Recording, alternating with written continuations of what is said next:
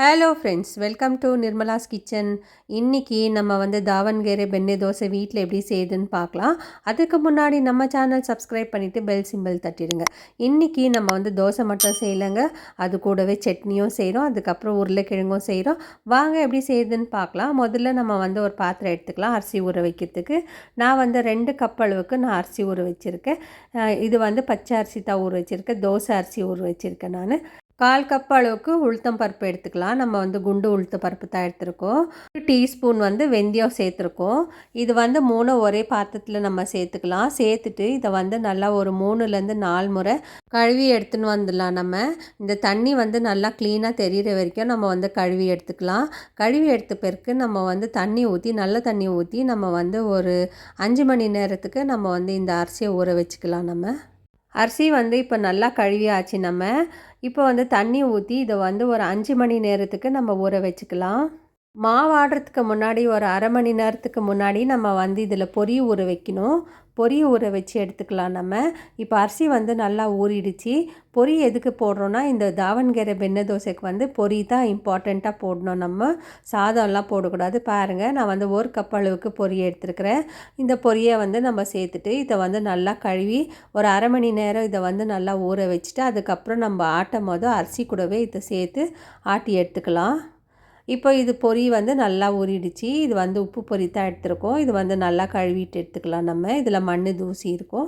இப்போ நம்ம mixie jar எடுத்துக்கலாம். அதில் அரிசி சேர்த்துக்கலாம். அரிசி நல்லா நைஸாக ஆட்டி எடுத்துன்னு வந்துடலாம். நம்ம தோசை காட்டுற மாதிரியே நம்ம ஆட்டிக்கலாம். கொஞ்சமாக தண்ணி சேர்த்துட்டு நல்லா நைஸாக ஆட்டி எடுத்துன்னு வந்துடலாம். இப்போ பாருங்கள், இந்த அளவுக்கு இருக்கணும் நம்ம ஆட்டி எடுத்துன்னு வந்திருக்கிறது. இப்போ இந்த அளவுக்கு நைஸாக இருக்கணும். அப்போ தான் நமக்கு தோசை நல்லா வரும்.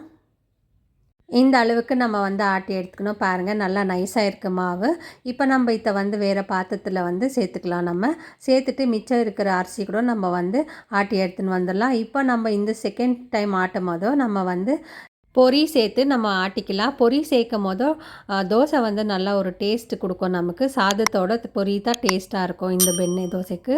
இப்போ பாருங்கள், நம்ம எல்லாத்தையும் சேர்த்துட்டோம். இதுலேயே கொஞ்சமாக உப்பு கூட சேர்த்துக்கலாம். நம்ம சேர்த்துட்டு கொஞ்சமாக தண்ணி ஊற்றி இது திருப்பியும் நம்ம நைஸாக ஆட்டி எடுத்துன்னு வந்துடலாம். இதை ஆட்டிட்ட பிறகு இதில் ஒரு இன்க்ரீடியன்ட்ஸ் நம்ம சேர்க்க போகிறோம். அதுதான் இதுக்கு ஃபைனல் டச் கொடுக்கும் இந்த தோசைக்கு. ஸோ தாவண்கேரை பெண்ணை தோசைக்கு இது இல்லாமல் நம்ம தோசையாக செய்ய மாட்டோம். நான் மைதா எடுத்துருக்கிறேன். மைதா நல்லா ஒரு 2.5 டேபிள் ஸ்பூன் அளவுக்கு நம்ம மைதா சேர்த்துக்கலாம். நீங்கள் நிறைய செய்கிறதுனா தோசை அதுவே டபுளாக பண்ணிக்கோங்க. நான் 2.5 டேபிள் ஸ்பூன் அளவுக்கு நான் மைதா சேர்த்துருக்கிறேன். சேர்த்துட்டு இதை ஒரு முறை நம்ம மிக்சிலே கலந்து கொடுக்கலாம் ஸ்பூன் வச்சு. அதுக்கப்புறம் இன்னொரு முறை நம்ம ஆட்டி எடுத்துக்கலாம். இந்த ட்ரெடிஷ்னல் மெத்தடில் நம்ம செய்கிற தொட்டு நான் மைதா சேர்க்குறேன். ஹோட்டல்லலாம் கூட மைதா சேர்த்து தான் செய்வாங்க. சிலர் மைதா சேர்க்க மாட்டாங்க. இப்போ நம்ம நல்லா ஆட்டி எடுத்துன்னு வந்தாச்சு. பாருங்கள், இந்த அளவுக்கு நமக்கு தோசை மாவு வந்திருக்கு. இப்போ இந்த தோசை மாவை நம்ம அதே பாத்திரத்தில் ஊற்றிக்கலாம். ஒரு முறை நல்லா கலந்து கொடுத்துட்டு அதுக்கப்புறமா ஊற்றிட்டு கை வச்சு நல்லா மிக்ஸ் பண்ணிக்கலாம். நம்ம ஏற்கனவே உப்பு கூட சேர்த்துட்டு இருக்கோம்.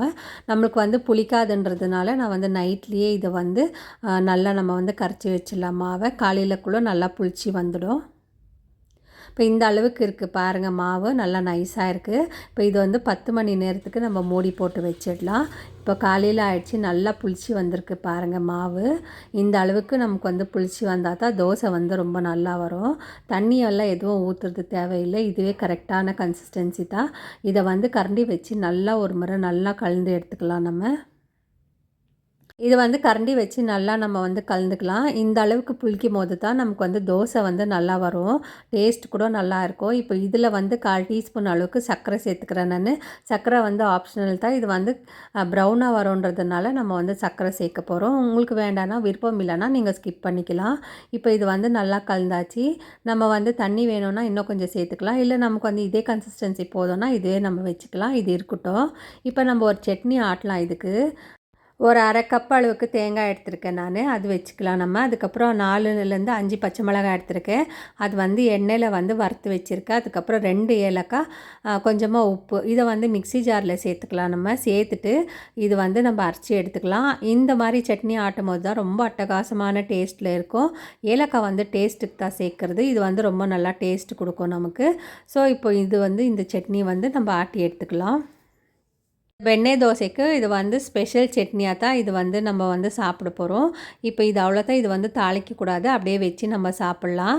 பாருங்கள், இந்த அளவுக்கு நம்ம வந்து நைஸாக ஆட்டக்கூடாது, நல்லா திரி திரியாக இருக்கணும், இந்த மாதிரி இருக்கணும். அப்போ தான் நமக்கு டேஸ்ட் வந்து ரொம்ப நல்லாயிருக்கும் இது சாப்பிட்றதுக்கு. ஸோ இது வந்து இருக்கட்டும். இப்போ நம்ம வந்து உருளைக்கிழங்கு பல்லியா எப்படி செய்யுதுன்னு பார்க்கலாம். ஏற்கனவே நான் வந்து 2 உருளைக்கிழங்கு பெருசு எடுத்து நான் வந்து வேக வச்சுருக்கேன். இது இருக்கட்டும். அதுக்கப்புறம் நம்ம வந்து 2 மீடியம் சைஸ் வெங்காயம் கட் பண்ணி வச்சுருக்கேன் நீல வாக்கில். இப்போ இந்த வெங்காயத்தை வந்து நம்ம வேக வச்சு எடுத்துக்கலாம். இது வந்து நல்லா வெந்து வரணும். அதுக்கப்புறம் ஒரு பச்சை மிளகாய் நான் வேக வச்சுருக்கேன். அதுக்கப்புறம் உப்பு வந்து இதிலே நம்ம சேர்த்துக்கலாம். உப்பு சேர்த்துட்டு அதுக்கப்புறமா இந்த தண்ணியை வந்து நம்ம வடிகட்டிடுவோம். ஏன்னா ஏற்கனவே உப்பு சேர்த்துருக்கோம் இல்லையா, அந்த உப்பு தண்ணி வந்து நமக்கு தேவைப்படாது. வெறும் வெங்காயத்தை நம்ம அதுலேருந்து எடுக்க போகிறோம். இந்த வெங்காயம் வந்து நல்லா வெந்து வெள்ளை கலரில் வர வரைக்கும் இது வந்து நம்ம வேக வச்சு எடுத்துக்கலாம். இல்லை நீங்கள் வந்து கடாயில் வேண்டாம், நீங்கள் வந்து குக்கரில் போடுறீங்கன்னா ஒரு விசில் வச்சு எடுத்துக்கலாம். நீங்கள் இது வந்து நல்லா ஸ்மாஷ் ஆகிடணும், அது வரைக்கும் நம்ம வந்து வேக வச்சு எடுத்துக்கலாம். நான் காட்டுற பாருங்கள், இப்போ வந்து வெங்காயம் வந்து நல்லா வெந்துட்டு இருக்குது. இப்போ இதை வந்து பிடிச்சி பார்க்கும்போது தெரியுது, இது வந்து நல்லா வெந்து வந்திருக்கு. இப்போ நம்ம வந்து ஸ்டவ் ஆஃப் பண்ணிவிட்டு இதை வந்து வடிகட்டி எடுத்துக்கலாம். வெங்காயத்தில் இருக்கிற தண்ணி வந்து வடிகட்டிடலாம் நம்ம. இப்போ உருளைக்கிழங்கை வந்து நான் வந்து ஸ்மாஷ் பண்ணி வச்சுருக்கேன். அது கூடவே இந்த வெங்காயம் சேர்த்துக்கலாம். சேர்த்துட்டு ரெண்டும் ஒன்றா மிக்ஸ் பண்ணிக்கலாம். நம்ம வந்து இந்த ப்ராசஸை வந்து கை வச்சு தான் நம்ம பண்ணணும். ஸ்பூனில் பண்ணும்போது இது வந்து சரியாக மிக்ஸ் ஆகாது. அதனால் நம்ம முடிஞ்ச அளவுக்கு நம்ம வந்து கை வச்சு மிக்ஸ் பண்ணிக்கலாம். பாருங்கள், இந்த அளவுக்கு இருக்கணும், இந்த பல்லியா வந்து இந்த அளவுக்கு இருக்கணும். அப்போ தான் நமக்கு வந்து உருளைக்கிழங்கு வந்து டேஸ்ட்டாக இருக்கும். இதில் கொஞ்சமாக உப்பு சேர்த்துக்கோங்க. இப்போ வந்து நம்ம தோசை ஊற்றிக்கலாம். தோசைக்கல்லை வந்து சூடாக்கிக்கலாம் நம்ம. அதுக்கப்புறம் நான் வந்து வெங்காயம் வச்சு தேய்க்கிறேன். உங்கள்கிட்ட துணி இருந்துச்சுன்னா அதில் கூட நீங்கள் தேய்ச்சிக்கலாம். இப்போ ஒரு கரண்டி எடுத்து நம்ம வந்து லேசாக நம்ம வந்து இதை வந்து தேய்ச்சிடலாம். தோசை மாதிரி நம்ம செஞ்சிடலாம். பாருங்கள் எவ்வளோ நல்லா வருது. இந்த தோசை வந்து சின்ன சைஸில் தான் இருக்கும், அதனால் நானும் அதே சைஸில் தான் செஞ்சுருக்கேன். இப்போ இதுக்கு வந்து முக்கியமான பொருள் வந்து வெண்ணெய் தான் வேணும். இந்த வெண்ணெய் கூட நம்ம வந்து கையில் தான் எடுத்து வைக்கணும். ஸ்பூனில் வைக்கும் போது நமக்கு வந்து சரியாக ஸ்ப்ரெட் ஆகாது. இப்போ நம்ம வந்து ஹோட்டல்லலாம் சாப்பிட்ருப்போம், அங்கே வந்து நிறைய வெண்ணெய் வைக்குவாங்க. நம்ம வந்து கொஞ்சம் ஹெல்த் கான்ஷியஸ்னால நம்ம வந்து நமக்கு எவ்வளோ தேவையோ அவ்வளோ வெண்ணெய் வந்து நம்ம வச்சுருக்கிறேன் நான். இப்போ பாருங்கள், இந்த மாதிரி நம்ம வந்து வெண்ணெய் வந்து ஸ்ப்ரெட் பண்ணிடணும். அதனால தான் இதுக்கு வந்து நம்ம வெண்ணெய் தோசைன்னு சொல்கிறது. இது வந்து நல்லா கோல்டன் ப்ரௌன் ஆகிட்ட பிறகு நம்ம வந்து திருப்பி போட்டுக்கலாம். டேஸ்ட் வந்து அவ்வளோ அட்டகாசமாக இருக்கும். இது வந்து வெண்ணெய் தோசைன்னு சொல்லுவோம் நம்ம தமிழில். ஸோ பின்னால் திருப்பி போட்டுட்டு அது அங்கேயும் கொஞ்சம் வந்து நம்ம வெண்ணெய் வச்சுக்கலாம். பாருங்கள் இவ்வளோ நல்லா கோல்டன் ப்ரௌன் வந்திருக்கு. வெண்ணெய் தோசை வந்து ரெடி ஆகிடுச்சி. நான் வந்து இன்னொரு வெண்ணெய் தோசை கூட ஊற்றுறேன் நான். பாருங்கள், இது வந்து வெண்ணெய் தோசைக்குன்னு ஸ்பெஷல் தவா வரும். ஆனால் வந்து நான் ஆர்டினரி தவாவில் தான் நான் வந்து ஊற்றிருக்கிறேன். இப்போ வந்து இதை வந்து தோசை ஊற்றிக்கலாம். நம்ம தோசை ஊற்றிட்டு தோசை தேய்ச்சிட்டுக்கலாம் நம்ம. இந்த தோசைக்கும் அதே மாதிரி நம்ம வந்து தோசை ஊற்றிட்டு அது மேலே வெண்ணெய்லாம் வச்சு திருப்பி போட்டு எடுத்துகிட்டு அதுக்கப்புறம் நம்ம வந்து பொடி போட்டுக்கலாம். இந்த பொடி கூட உங்களுக்கு வேணும்னாக்கா நீங்கள் வந்து எனக்கு கமெண்ட் பண்ணுங்கள். நான் வந்து இந்த பொடி எப்படி செய்யுதுன்னு நான் சொல்கிறேன். இப்போ பாருங்கள், நான் வந்து பொடி போட்டேன். நம்ம வந்து இந்த தோசை மாவுலேயே ஒரு 4-5 விதமான தோசை செய்யலாம். ஆனியன் தோசை செய்யலாம், பொடி தோசை செய்யலாம், வெரைட்டி ஆஃப் தோசை செய்யலாம் நம்ம. இப்போ இதை வந்து எடுத்து நம்ம வேறு தட்டில் வச்சுக்கலாம். இப்போ தாவண்கேரே பெண்ணு தோசை வந்து ரெடி ஆகிடுச்சி. இப்போ இதுக்கு வந்து தொட்டுக்கிறதுக்கு நம்ம செஞ்ச சட்னியும் அதுக்கப்புறமா உருளைக்கிழங்கு பல்லியாவும் நம்ம வச்சுட்டோம். அதுக்கப்புறம் கொஞ்சமாக வெண்ணெய் வச்சுக்கலாம். அட்டகாசமான டேஸ்ட்டில் தோசை வந்து ரெடி ஆகிடுச்சி. இந்த வீடியோ பிடிச்சிருந்தா லைக் பண்ணுங்கள், ஷேர் பண்ணுங்கள், சப்ஸ்கிரைப் பண்ணுங்கள். தேங்க்யூ, பாய்.